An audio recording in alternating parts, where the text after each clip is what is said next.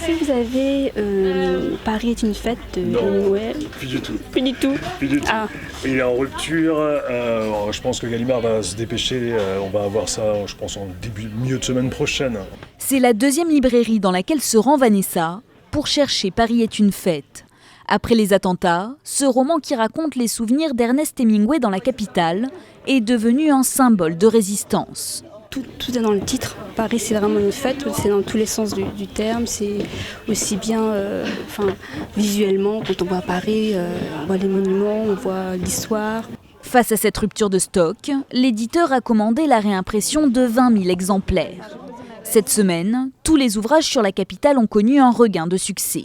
J'ai pris Caroline Richer, qui parle des Parisiens de Paris et de l'amour de Paris. C'est en hommage à tous ceux qui sont morts la semaine dernière, donc nous sommes tous Parisiens. Conséquence de cet engouement, cette librairie parisienne a connu une hausse de la fréquentation depuis les attentats.